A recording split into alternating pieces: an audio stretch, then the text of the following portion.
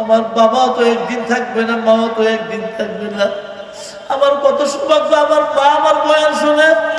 আমার বাবা আমার গতকালকে স্টেজে বসে বয়ান শুনছে, আজকে শুনতেছে। এমন ভাগ্য অনেক পিতামাতা চাইলে সম্ভব হবে না।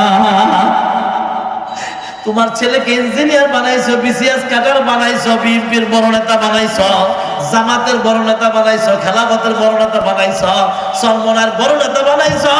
তোমার ছেলে তোমার স্টেজে বসে ওয়াজ শোনাইবে, তোমার জানাজা পড়াইবে, তোমার নামে দোয়া করবে, তোমার এমন হ্যাডাম বানায় দাও নাই।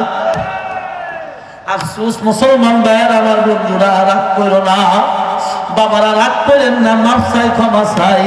আপনারা আমার জীব মরণ, আপনারা বললে আমি যাবো, আমি বললে আপনারা আসবেন। কখন জানি দুনিয়া থেকে চলে যায়। আসার সিরিয়াল আছে, যাওয়ার কোনো সিরিয়াল নাই। আপনারা আমার মেয়েটার জন্য দোয়া করবেন। আমার একটা মাত্র মেয়ে, আমার ভাইদের দুইটা করে ছেলে, ইয়াসিন আর হলো সাফওয়ান, রেদওয়ান। আর আমার মেয়েটার নাম হলো জান্নাতুল বুশরা। আমার বাকিনা বাগনি আশিক, মিজান, জিয়া, ফজলুল করিম। আমার বাগনি বাতিদের জন্য আপনারা দোয়া করবেন, বোনের জন্য দোয়া করবেন। আল্লাহ পাক যতদিন বাঁচা, আমার এই রান্না বান্নার কাজগুলো আমার বোনেরা খুব কষ্ট করে। আমি জানি মহিলারা কত কষ্ট করে বাক করে, তারা বুড়া করে বাক করে। এই জন্য এই মাহফিলটা যেমন সদা সর্বদা যতদিন বেঁচে থাকি আল্লাহ পাক যেমন কবুল করে, বলেন আমিন।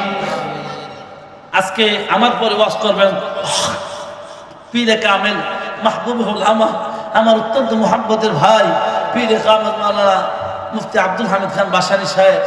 আপনাদেরকে মধুর কণ্ঠ দিয়ে আওয়াজ করবেন, ওয়াজ করবেন ইনশাআল্লাহ। আরো ওলামায়ে কেরাম, আমার বড় বড়, আজকে আল্লাহ অনেক বড় বড় ওলামায়ে কেরাম শেষ দিন আখিরে মোনাজাত করে আমি এলাকার মানুষদেরকে বলবো, হাতে ধরে পায়ে ধরি, এটা আপনাদের জীবনে শেষ মাহফিল হইতে পারে।